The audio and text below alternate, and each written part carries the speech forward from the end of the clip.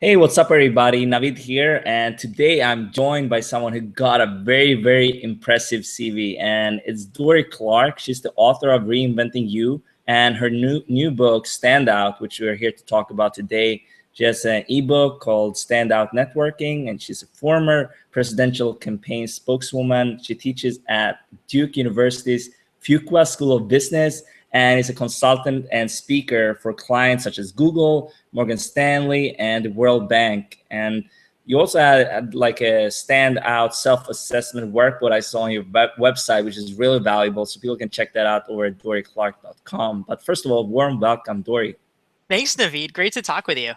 Yeah, and I remember it was a while ago. I mean, first of all, we met in New York not long ago, but the interview we did was for the branding summit. We were first connected, and it was people loved that interview. And then we met in New York in person, and I was like, yeah, why not do something together again? And then we are here now. We're gonna talk about basically how to stand out from the crowd. There's so much noise out there. So how do you come up with a breakthrough idea and all these things? But first, tell us a little bit about like your background and how you got to this point writing this book, Stand Out.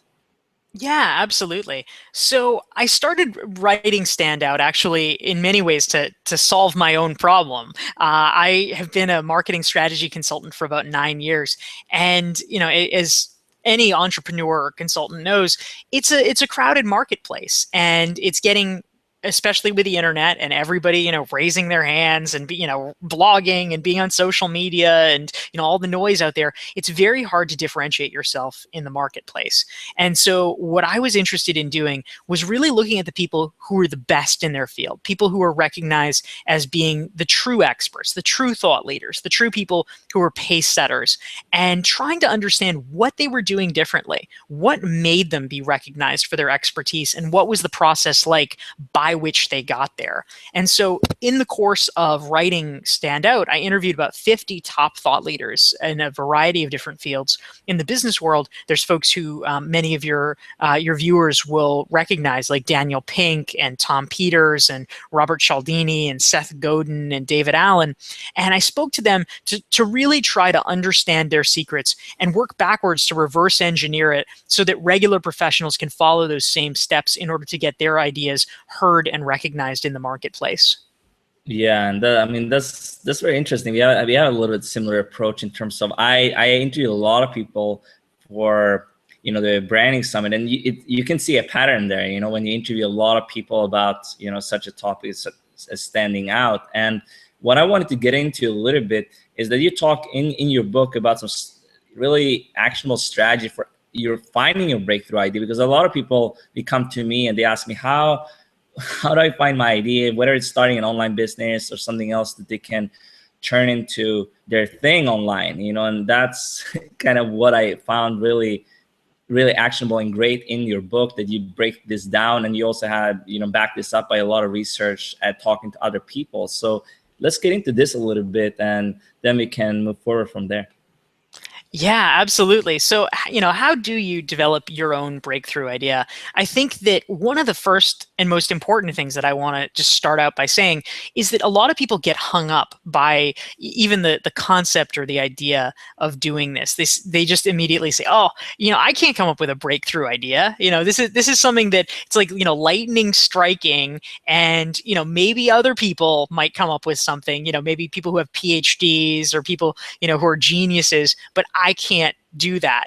And I really want to push back, because I think that not only can everyone come up with their own breakthrough idea, but I would argue that it's increasingly necessary these days, because we live in a world that, because it's becoming so competitive, is increasingly commoditized. It used to be 10 years ago, if you wanted a website designed, you would just go down the street to the Chamber of Commerce and, meet somebody at the mixer and say, "Oh, you're a web designer in my town? Okay, great." Because you couldn't do stuff on the internet. People had to hand you discs and things like that. So it was a really localized market.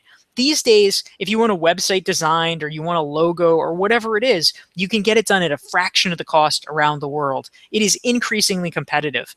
And the only way that we can be successful as professionals and justify a higher price rather than just whatever the bottom basement fee is to give people a real reason that they want to work with us. And the best reason is that you are a true expert in a certain thing. There's a reason that someone wants to come to you, and that's that you're the best. But when it comes to a breakthrough, this does not have to be the theory of relativity. This does not have to be finding the Higgs boson or whatever. You can have a breakthrough idea that may seem subtle, but is actually very powerful. Facebook was not the first social network. Google was not the first search engine. Starbucks, my favorite example, Howard Schultz did not invent coffee. Howard Schultz did not invent the coffee shop, but he was able to change it just enough that it made it something special, and that became a multi-billion-dollar business. And any of us can do that. Yeah, and that's that's obviously valuable. I mean, people trying to, there's a lot of talk about positioning yourself as an expert. Not only that, but really, as you said here, being able to charge more premium prices. And then you need this, I mean, it's an interesting concept of a breakthrough idea, like when do you actually find that? And I think you had some steps in your book for actually, I think it was like 5-step process, something like that, you lay out there. So why don't you go over this a little bit, and then also talking about, how you actually can find your niche? Because when I talk about helping people with the, virtual summits, in my first kind of step there is defining your profitable virtual summit theme. And what I say there is like really narrow down. You can't be, I mean, if you're going to do a summit about just online business, it won't do as well. But this summit you were just a part of, the Self-Publishing Success Summit, was very specific in terms of everyone who wanted to self-publish a book, write a book and market, publish it, and then turn it into a 6-figure business. They signed up for this and turned into this massive success. So let's talk about this. It's very interesting, I think. Yeah, definitely. Well, so one of the points that you're kind of alluding to, Navid, and I think it is a really powerful one, is having a niche strategy. That's one of the easiest and best ways to establish yourself as an expert in your field. And the basic idea here is that if you start out really general, if you say, oh, I'm going to have a summit about online business, or I'm going to be an expert in technology, it's just so large, people don't have a real compelling reason to come to you, because why would they pick you? There's a million technology experts. There's a million people that know about online business. But if you're able to have a niche that you own, and if you can say, you know what, if you want this thing, I am the best at that. That's very powerful. Instead of becoming a technology expert and, starting with something so huge, if you say, you know what, I'm going to become an expert in Periscope, or in Meerkat, some new app. I swear that this is probably one of the most effective things you can do. If you decide that that's going to be your expertise, literally, if you embark upon a regimen where for 60 days, for 2 months, you write 1 blog post a day about some different aspect of Periscope or Meerkat, you are going to be the world's expert, because nobody has written 60 articles about it. Whenever anyone Googles it in the future, you are going to be at the very top. And as a result of that, when reporters want to write about that phenomenon, they're going to call you because you've demonstrated your expertise. And then once you start getting quoted in TechCrunch or the New York Times or what have you as an expert on it, that becomes a self-fulfilling prophecy, and more people turn to you and your status gets cemented. So then once you've developed an expertise in that niche, then you can expand out incrementally from there. But it's better to start small and then expand. So niche strategy is number 1. Number 2, I'll go pretty briefly through these. We can go in depth for any of them, is mixing disciplines or mixing perspectives. One of the very best ways to innovate, to come up with genuinely new breakthrough ideas, is to take different pieces from different fields and bring them together. In my book, Stand Out, in fact, one of the emblematic examples is a guy named Eric Schott, who today he is one of the top scientists operating in the world, has more than 200 peer-reviewed papers about biological phenomena, everything from Alzheimer's disease to diabetes. But the way that he was able to really become so prominent is that he actually started not in biology, but in math and computer science. And when he entered biology later in his career, he had such a detailed quantitative background. He saw the world differently than traditionally trained biologists, and was able to say, oh, let's apply big data to this. And that created very powerful synergies that has enabled him to have breakthroughs that other people can't. So bringing together different perspectives, whether it's different training you've had, having a different cultural background, having different hobbies or skills, any of that's really valuable. So that's number 2, mixing perspectives. Number 3, doing original research. And this might sound intimidating to people because they think that it, involves huge amounts of time or money or specialized training or something like that. But it doesn't have to be necessarily. In Standout, I profile a guy named Michael Waxenberg who built up an amazing, very lucrative second career as a realtor. Literally, from the way that he did this was that totally unintentional. He started out writing reviews of properties on a real estate website in Manhattan, just really for his own interest and for keeping track of his own process of wanting to buy a house. And his reviews were so good and so detailed, people started coming to him and saying, "I want you to be my realtor." Except he wasn't a realtor at that point. But he had so many customers coming to him, he got his real estate license and started doing it. So if it's reviews, it's case studies, it's white papers, it's interviews, any of those things, original research can show that you are a true expert. That's the third one. Number 4, tackling a worthy problem, tackling a big challenge. If you are doing something that is actually genuinely important, it will get people excited about it. And that momentum, having that talent pool want to do business with you, is incredibly powerful in terms of forward momentum. For a lot of these conversations, a lot of these, podcasts or video interviews, you hear people say, "Oh, who do you admire? Who's the entrepreneur you admire?" And the person these days, now that Steve Jobs is gone, the person that most people hands down say is Elon Musk.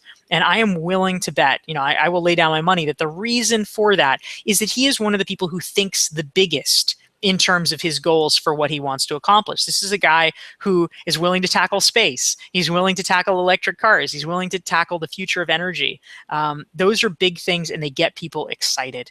5th and finally, how do you come up with your breakthrough idea? There's a technique that I call creating a framework. And at a really super meta level, that's kind of what I'm trying to do about how to become a thought leader. But basically the idea is, how do you create an explanatory device, a structure that explains your field or a facet of your field? This is why someone like David Allen, I think, is so powerful and popular. He created a methodology called getting things done. There are a lot of people who are productivity experts. There are a lot of people that'll tell you what to do with your to-do lists or how to, file your emails or whatever. But David Allen created this structure, getting things done, that is a holistic way of looking at productivity and efficiency. And because it helped explain things to people, that structure is very powerful. And now when many people think about issues of productivity, that is the first thing that comes to mind. And so if you can create a structure like that, you often become so plugged into the issue itself, people almost can't even talk about it without mentioning you. It's certainly true with Robert Cialdini and influence. He came up with this theory of 6 principles of influence and persuasion. And it's such an influential concept that whenever people talk about the discipline, they always mention Cialdini. So those are the 5 right there. Yeah, I love it. And what I wanted to do here, I wanted to actually, maybe we can talk about some people in the online business space who's gone through this in a fantastic way, and creating the framework, coming up with a breakthrough idea. Because when I see online courses, for example, then it's always like this step-by-step system, how to go through. And usually it's that person who developed this. Might be other courses out there, might be other people talking about this topic, but they have a very specific way of teaching this topic, as you talked about. Like in your case with your book, you're trying to come up with this framework for standing out, becoming a thought leader. And I think that's it's very important to do this. But let's give some examples, maybe in the online business space, that you've seen, maybe other people that you didn't interview for your book, that you admire and what they are doing in the space today. Yeah, absolutely. There are so many, really interesting people and really interesting examples of what's going on in the online world. I mean, one person I'll actually mention who is in the book, but I was not alluding to just briefly, but someone that probably the majority of your viewers will know, someone that I know is Ramit Sethi. He's somebody that I profiled in Standout and has done a really terrific job at building his brand online. I mean, I think that some of the key things that you really need to do when it comes to building a following in Standout, I actually talk about, this 3-step process that needs to happen when you are sharing your ideas. And the first step is developing a small group of trusted advisors around you to help you, sort of a mastermind group of sorts that can help you up your A game and really make sure that your ideas are good ones before they go big. Ramit certainly talks about the importance of piloting and testing things out before you, just announce, oh, here's my thing, go buy it.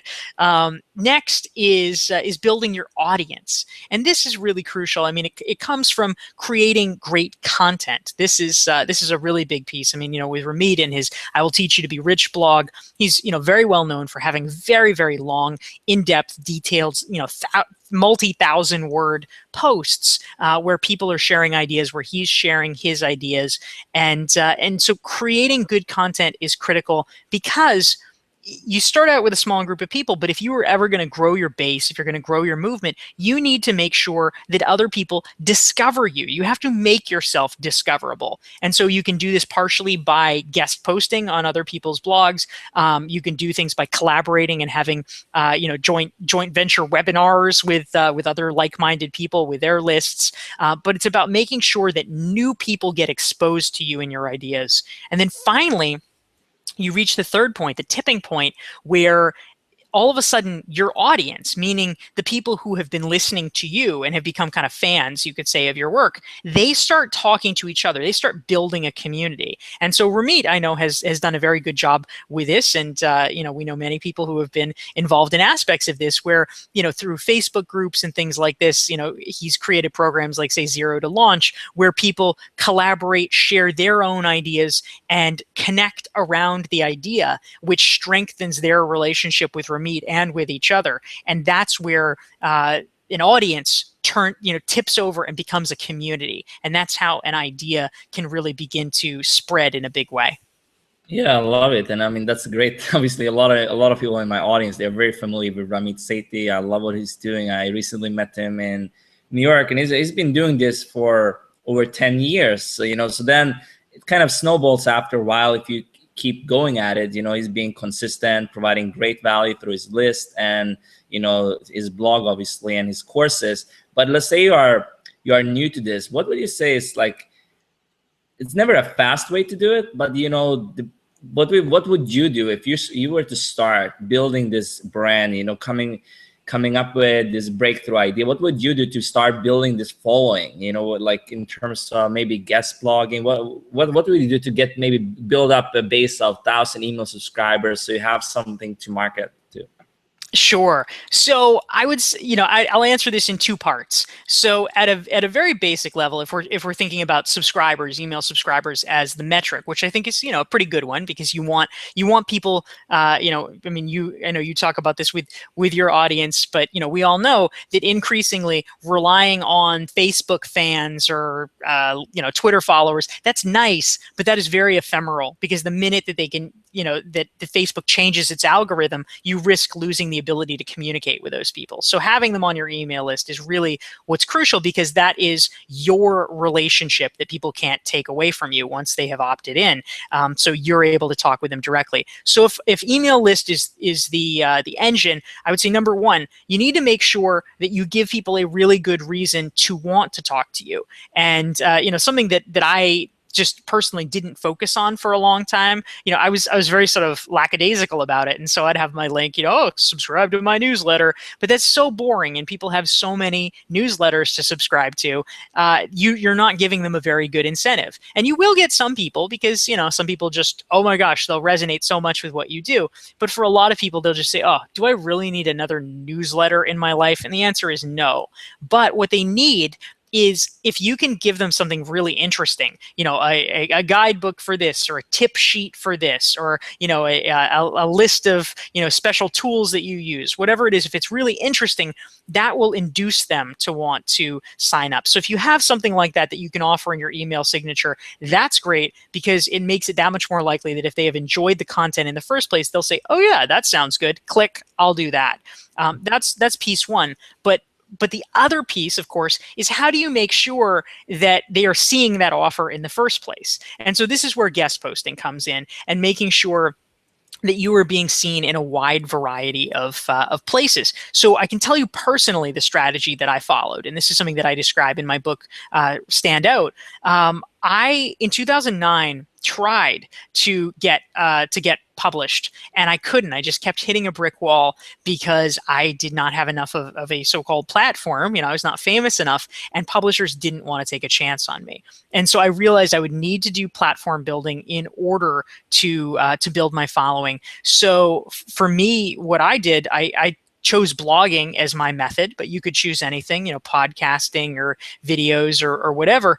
And I decided that I would reach out strategically and try to build the number of platforms that I wrote for. And the configuration has changed over time. So you test things out. Certain things are more valuable than other places. But I've now been published, for 3.5 years, I wrote regularly for Forbes. I now write regularly for the Harvard Business Review, for Entrepreneur. I've written for the World Economic Forum blog, for The Economist, for the Financial Times, for, I'm trying to think, I just did something for TheStreet.com, really trying to expand it out. I've done things for Inc. and Fast Company. So for me, it's useful for a couple of reasons. Number one is initially, even just getting one thing in, at the outset is useful because in your early days, when you're trying to establish your credibility, you can say, oh, as published in or as written about in. And that's really useful because it is a form of social proof. People can say, oh, wow, she must be great if she writes for these places. So just even getting it once is useful. But then when it comes to a list building goal or a platform building goal, ideally you want to have ongoing relationships so that it's not like every single time, oh, you have to pitch this piece and it's this long, elaborate thing. You want to be able to have a relationship where you can, post things regularly and have a good sense that that they're going to continue putting up the vast majority of your pieces. And so what makes something valuable there? The way that I try to look at it, I'll test almost anything, but number one, some places are much friendlier than others when it comes to allowing you to have a bio link at the bottom where you are able to have a link to your list and to your opt-in. If they don't allow you to have that, the value is actually quite marginal of doing the post more than once to begin with, because people have to work too hard, essentially, to find you. So that's one way of looking at it. And then, of course, traffic numbers. Some sites list their traffic directly. Forbes, for instance, will list, or Business Insider will list exactly how many views it has.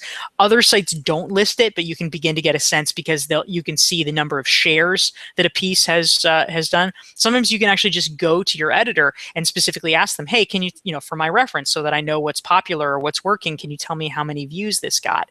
And that's a good way of doing it. But bottom line, best way to start getting placed in these outlets. Number one, if you have a friend who writes for them, ask if you can get an introduction. A warm introduction is always best. Number two, if you don't, there's no harm in trying to write a cold email to the editor. That was actually how I started blogging for Forbes. Your hit rate is not going to be amazing. When I tried to do this, I did a concerted campaign. I wrote to about 24 outlets, and Forbes literally is the only one that panned out of these 24 outlets. So you can't get too discouraged, but you can break through. The things that you need to include when you're cold emailing them: a bio paragraph, links, like I would say maybe 3 or 4 links to articles that you've already done so they can see your writing style. And then number 3, a quick thing about why you would like to write for them specifically, what types of things you'd like to write for them, in terms of the kinds of stories, and how frequently you would like to write. If you can do that, you can often break through if your timing is right. Yeah, that's some fantastic advice, obviously. And actually, what I find with these bigger publications like Forbes, Entrepreneur, Business Insider, they are written in a very specific way. So let's say you're trying to pitch, let's say Forbes versus Business Insider. It's a little bit different in terms of also what kind of articles they want. So did you focus on this too when you got on those sites? Like, okay, research, you talk a lot about this, research what other people are writing about and try to model their format? Or I mean, I can, for myself, I haven't written for those places. I was just featured on Business Insider, which was amazing. So I definitely see the power of getting on there. But how important is the writing style, you know, that you focus on actually writing for this publication? Yeah, it is really critical. And so ideally when you are sending over clips, sample clips that you've done in the past, it's useful to try to find ones that would mirror as best as possible the house style so that they can see you operating in that way. I know I've had friends, I mean, many of them talented consultants or entrepreneurs, and they want introductions. But the stuff that they've done it's just not right. For something like a Harvard Business Review, which I write for very frequently, sometimes people, will try to do pitches, and the sample posts they'll have will be these kind of really fluffy motivational posts about, here's how to become a better leader. First, look at yourself in the mirror and smile, or something like that. And it's like, no, that's not going to work, because from reading the Harvard Business Review that what they are really interested in is meaty, research-driven posts. They want posts that are drawing on academic research or surveys or studies, or at a minimum, they at least want high-level professionals telling personal stories about their own experiences, and not general platitudes. They want links. They want tons of links so that every argument that you make is really well backed up. So you need to know that if you are going to approach them in order to, to even really be considered as a credible candidate in writing. So making sure that you're available, that you're aware of the types of articles is useful. I mean, if you say to a certain venue, oh, I want to do articles about sales, well, you really ought to make sure that they feature sales articles. This can be a big deal too, in terms of who to talk to and how things are housed. So for instance, Forbes, for which I used to write, they have different verticals, and I used to write for the leadership vertical, but they have other ones, focused specifically on tech, focused specifically on entrepreneurship. And so you want to make sure, in thinking about who you should even be reaching out to, you want to know, all right, what vertical seems to be the most relevant one for me, and then therefore who is the editor of that, so that I can reach out to him and not this other guy. Yeah, definitely. And would you say also that you wouldn't even consider publishing on your own blog at all when you're starting out, just getting featured on those maybe other bigger sites, bigger publications, till you build up like a decent sized audience? So is it still important to have maybe your own platform where you can share your own ideas on your own blog, other than just collecting emails? What would you do if you were new to the game? Yeah, so it's interesting. There's different approaches that people have used, of course, when it comes to the question of blogging on your own site versus blogging elsewhere. The way that I have personally come down is that I've focused on blogging for other sites. For me, this made a lot of sense, because the goal that I initially had in starting to blog was I wanted to build up credibility so that I could get a book deal. And so what will get you credibility faster, a large audience could do it, but what will do that even faster is, because it takes a while to build a large audience, is blogging for brand name publications. So that was the first place that I went to. I think for almost anyone, what you will probably need to do if you're literally just starting out from zero is to do a few posts on your own site. And I'll also say, if you don't have your own website or blog, that's okay. You can do it on LinkedIn or Medium and upload it there. But you'll do it somewhere on a venue that you control, just so you have a few clips, and so people can see something that you've published and evaluate your writing style.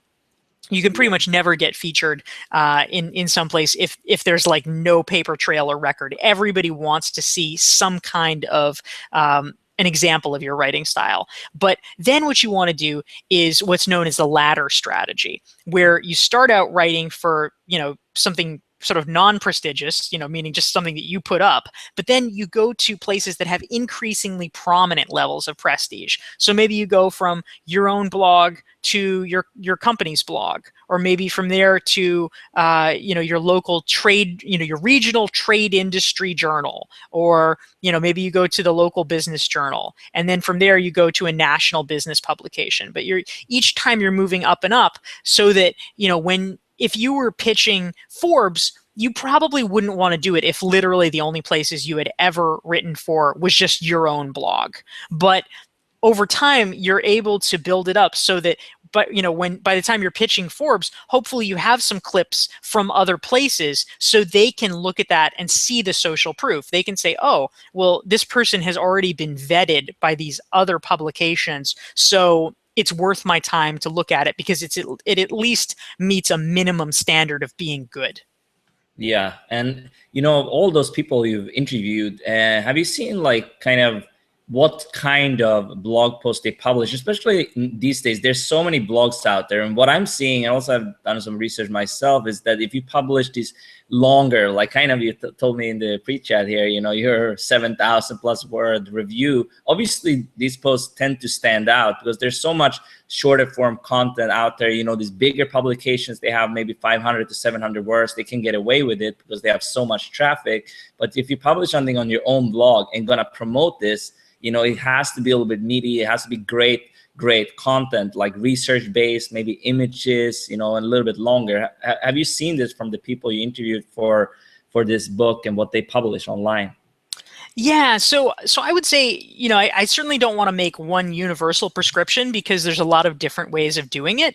But I think you do want to find a way to stand out. It just needs to be one that is appropriate for what you like to do in your comfort level. So I mean, two of my favorite examples, which are very polar examples. So there's Seth Godin, somebody that I interviewed and profiled for Standout. Seth Godin literally every day writes a blog post. 7 days a week, the guy writes a blog post, and they are short. I mean, occasionally they'll be a little bit longer, but they can be as short as 200, 250 words. That is not at all uncommon for him. They're almost like Zen aphorisms that he writes, but that is his style. He has lots of ideas, lots of little succinct, pithy ideas, and he puts it up on his blog, and that's huge for him. Just every day, people are used to getting their Seth updates. Meanwhile, you go to somebody like a Tim Ferriss, who posts actually pretty irregularly. He does not have a standard schedule. He will post every 2 weeks or every 3 weeks even. But when he does do it, it's never 200 words. I mean, unless it's actually a posting announcing a podcast or something like that, where the real content is elsewhere. If it is intended as a blog post, it's going to be 2, 3, 4, 5,000 words, and so that you might wait 2 or 3 weeks for it, but it's going to be very detailed and something that's probably worth reading. So I think that you can do it just about any way. I mean, I think that your point is very good, though, that if you do something that is very long and detailed, it is likely to stand out, especially if you are self-publishing it. It creates the level of content and depth that enable people to want to look twice and pay more attention to it. Just one asterisk I'll put on it is if your goal is to write for another publication, they almost always have their own guidelines. And so you want to find out in advance what the guidelines are, because you're never going to have a situation where you pitch a publication, and if you've blatantly violated their guidelines, where they'll be like, oh, but this is so great, we don't actually care, we'll publish it anyway. Instead, what they're going to do is say, look, we asked for 700 words, you gave us 2,700, it's way too long, we're not even going to bother reading this. So you need to start with what they want and then work backwards from there. Yeah, that's really great advice. And I mean, of course, with these publications, you need to find out, like, okay, if most posts on this site is 700 words, then don't give them 3,000. It just makes sense. And usually the bigger publications, unless it's some, bigger blog, like maybe Smart Passive Income, then he wants the really long, epic content. The bigger sites tend to just want, something that people can read quickly, and it's some great ideas in there, and that's it. That's what I've seen in Huffington Post and Forbes. Usually it's not too long. It's never 2,000 words, unless it's maybe something different or a story. I don't know. I from everything I've seen, I haven't seen anything longer than maybe 1,000, 1,500 words at the most. Yeah. I don't know what you've seen, Dory.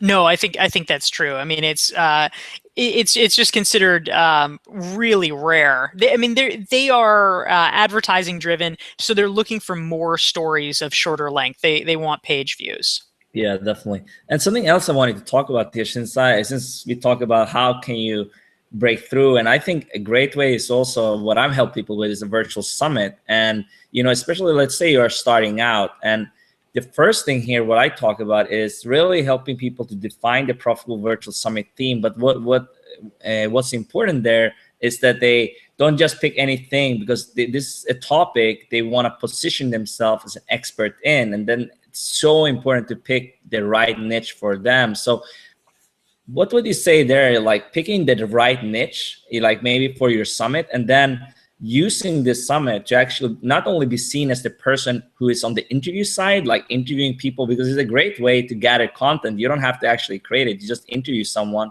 and then afterwards the summit ends, and then you have to take this, all this expertise and be seen as someone to count on and as an authority, a thought leader.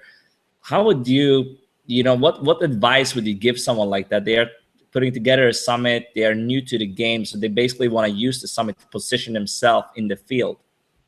Yes. So I think that I would almost view it as like creating a TV show. And what I mean by that is that if you are a Hollywood creative and you're trying to come up with a TV show, you don't just come up with a plan for one season, and then if they renew your show, you're like, oh my gosh, what next? Like, what are the characters going to do? I just killed off the lead. You can't put yourself in that position.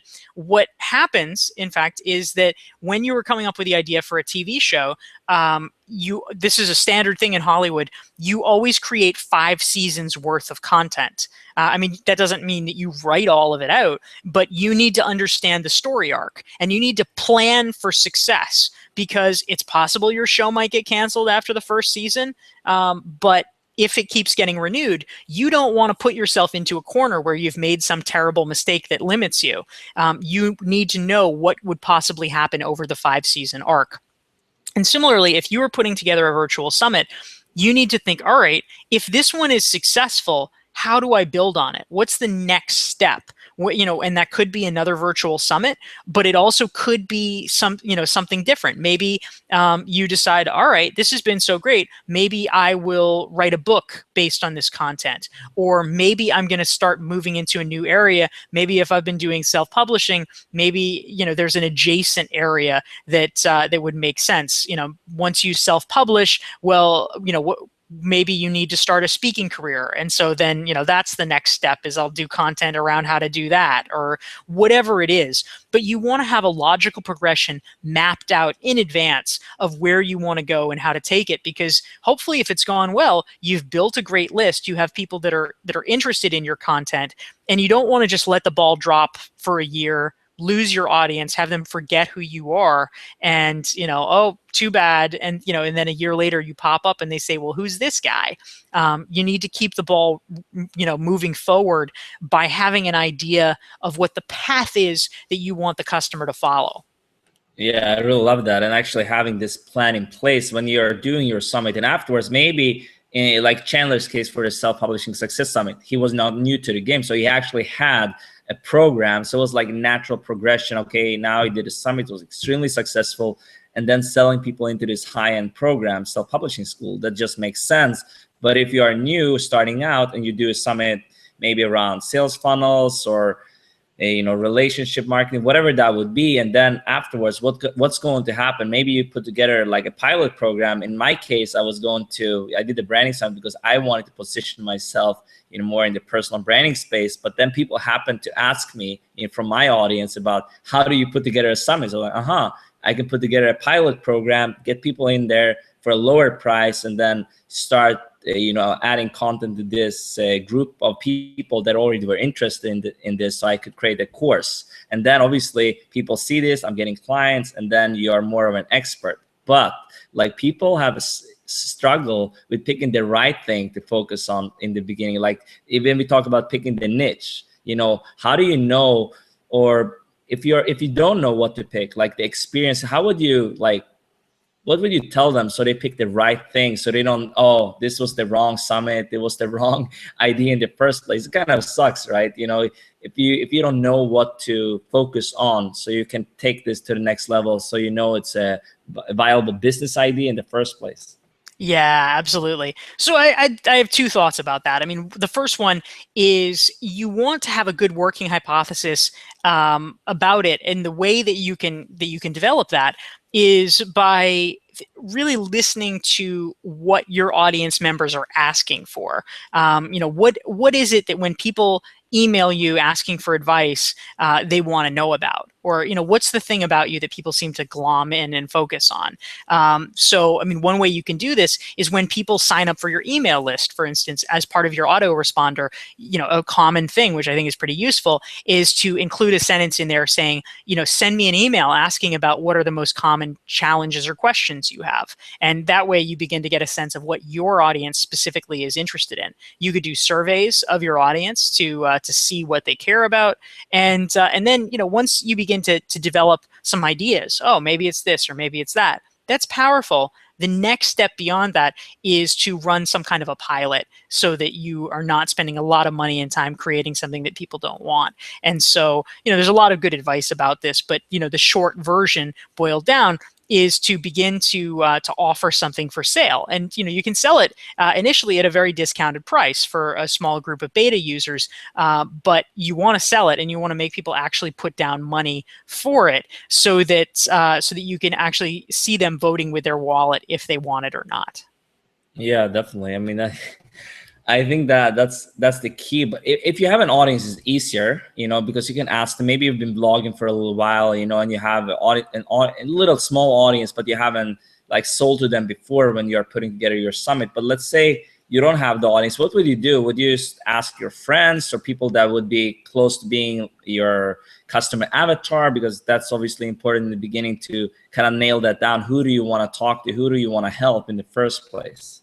Yeah, I mean, I would actually, I'd even push back a little bit on that. I mean, you are an expert, Navid, in creating products and summits and things like that. But I would actually say that if you have like a course, for instance, that you're thinking of doing, instead of worrying about the course, I would actually worry about building the audience first. I would put off doing the course because that, fundamentally, that's kind of like marketing, like, oh, I created this thing, now who can I sell it to? And I mean, yeah, you could do Facebook ads or things like that, but all of that is going to be much harder if these people have never heard of you or don't have any trust in you. It becomes a real transaction. If you spend just a little bit of time in advance, not worrying at first about how you're going to make money about something, but instead saying, I'm going to build the audience first. And you do that through establishing trust by creating content, by doing things like webinars or whatever that builds your list. Once you have that, then it becomes infinitely easier because people are always going to be more likely to buy from you if they trust you in the first place, and you'll actually have real information from your audience about what they care about, so that your product marketing can be much more targeted. Yeah, definitely. And I mean, when it comes to summit, it's also a great way to build your audience. So I think it's just about picking a topic that is niche enough. So it's not like online business. And if you're interested in this, you want to be an expert, don't worry so much about what will happen after. It will just plan out. If you have a summit, it's a great success. You gain more authority. And something we haven't touched upon so much in this interview is the relationship building. I always talk about, if you're thinking about doing a summit or anything for that matter, like 3 to 4 months from now, start building the relationships before you actually need them. So if I come to you, I want to have you on a summit, it's not a cold approach. So either I'm getting introduced to you, or as you mentioned with like getting introduced to these editors is more powerful than just reaching out cold. It's the same way if I'm reaching out to an influencer, I want this person on my summit. Easier if someone introduced me, or if I've been interacting with you on social media or sharing your blog posts, from time to time, and commenting on your blog. It's like a warm approach. It's much easier. So let's maybe talk a little bit about that. Your best way of actually building those authentic, powerful relationships, from the start, and then you can use that to get them to promote your content later and so on. Yeah, it is really essential. I mean, the key here with just about anything is to use the phrase from Harvey Mackay, the great business writer from the 1980s. He wrote a book called "Dig Your Well Before You're Thirsty," and that's exactly it. If you are able to develop relationships early on, those are the people that are going to be very quick to say yes to you later. And so, just by way of example, for me, one of the ways that I used my Forbes platform was, for the 3.5 years that I was blogging for them, I would very frequently go to authors that had new books coming out or things like that. And my criteria was literally, do I want to meet this person? Is this person interesting to me? And if that was the case, I would reach out and say, hey, let me write about your book, or let me write about your idea. And it was a way that I was able to initially build relationships with a lot of people and do it in a giving context. I wasn't, so many people just, say, hey, can I have coffee with you? Can I buy you coffee? And these people have a lot of people who want to buy them coffee, and they don't really need your $5. What they need is exposure for their ideas. That's what they care about, because that's why they're writing books. And so if you reach out to them and say, hey, can I write about you, or can I interview you? That's powerful. I mean, it's great if you have a brand name like Forbes behind you, but you absolutely don't have to. In my book, Stand Out, I actually profile a guy who you may know, Navid, John Corcoran. And John has a podcast called Smart Business Revolution. It's a podcast and blog. And, he did a really great job of building relationships with people through the act of interviewing them. Because, people are not asking, oh, how many people watch your video chats, or, how many subscribers do you have to your podcast? No one ever asks that. They say, oh, okay, sure. And especially if you're able to establish social proof, like John, the 5th person he had on his podcast was Daniel Pink. Dan had a new book that came out. John was smart about it. He asked him at the right time. Dan Pink said yes. Ever after, if you approach someone prominent and you say, well, Dan Pink did my podcast, do you want to do my podcast? They're far more likely to say yes. Yeah, I love that advice. And John is a good friend of mine too. And I mean, I've been following his work, and the way he reaches out is also in a very authentic, giving way. And that's why it works. And you don't need this massive following when you're starting out. You can just gain some momentum by, being willing to help someone, now interviewing you have your book came out. So it's kind of a right moment too. Sometimes people would do it anyway, come on for an interview. But if they're extremely busy, finding this right opportunity where they are coming out with a book, a course, program, something you can help them with, because what do they want then? You want more book sales, you want more people to your site, sign up for your email list, stuff like that. So if you can find this, way to help them, it's much easier. And that's a way to provide value to them without asking for anything in return, other than, okay, they come on your show or website and you help them out a little bit. And that can be the start, as you said, of a great relationship. Absolutely. Yes. So let's wrap this up a little bit. I just wanted to see if there's anything, if you have like some final words to my audience, they want to get started with this. What should they do? I know you also have even a free Standout workbook they can check out. I mentioned that in the beginning. So where should people go for that? And if you have some final words, feel free to tell us about that too. Yeah, thank you, Navid. So yeah, I actually have created a free 42-page workbook that is adapted from Standout. It is a list of 139 questions that you can ask yourself, these self-assessment questions that help you develop your own breakthrough idea and build a following around your ideas. So if folks would like to download that for free, you can get it on my website, DorieClark.com, which is DorieClark.com. So hopefully that can be beneficial in terms of getting the wheels turning about your own unique idea that you want to move forward, whether you're planning to do a virtual summit or write a book or blog or any of the above. But in terms of a parting thought, one of the things that I wanted to mention that I think is actually one of the more interesting stories that I discovered in the process of researching Standout and that I wrote about is actually about the role of luck in business. This is something that I learned about through Anthony Chan, who is a venture capitalist in Boston, who wrote a book a few years ago called Heart, Smarts, Guts, and Luck. And he and his partners did a very extensive survey of several thousand entrepreneurs and high-level executives to try to determine what made them successful. And it turns out, according to their study, that people really break down into four key types, four personality types. They're heart-driven entrepreneurs, smarts-driven entrepreneurs, guts-driven entrepreneurs, and luck-driven entrepreneurs. Now, the first three all make sense. You know, these are all like positive things that you can see. You know, oh, you're carried by your passion or by your intelligence or by your perseverance. You know, sure, all those things might contribute in a strong way to your success. But luck, that was the part that I thought was really interesting.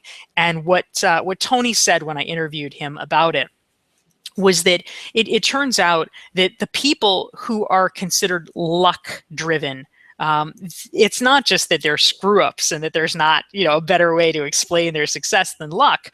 What actually is the case is that they are fundamentally more laid back, you could say, than the other entrepreneurs. And sometimes we get so focused on our quest for immediate gratification and immediate success, we have this monovision where we think we know exactly what success looks like. And success is doing this thing and meeting these people. And, you know, by God, that's what you're going to do. But it turns out that the people who are a little more luck driven, they are willing to see where things go. They're willing to see how things play out. And as a result, the personality traits that they really have in abundance are that they are more curious and oftentimes more humble than other people. And that enables them to have an openness to experience, to realize that everyone is worth getting to know, talking to, learning from. You can always be learning from people, not just people who look exactly the way that you think that they ought to look. You know, oh, I'm going to be, you know, I came to this party to meet venture capitalists and that's what I'm going to do. If you are willing to learn from all the people around you, you can have a greater, richer experience that may later on turn out to be quite lucky because everybody else walked past it and didn't see it. And so the more of that we can have in our lives, I think the more successful we'll all be. Wow, that's great parting advice and you know, great final words there, Dory. And you know, you can check out her work over at DorieClark.com. Pick up the Standout workbook, and also where, you know, you didn't mention, you know, your book is over at Amazon, right? Yes, I get two books, Standout and Reinventing You. In fact, I also have an ebook for people who are interested in networking. It's called Standout Networking, and you can get them all on Amazon or Barnes & Noble. All right, that's great. And thanks so much, Dory, for coming on here. It was a really great conversation. Thank you, Navid.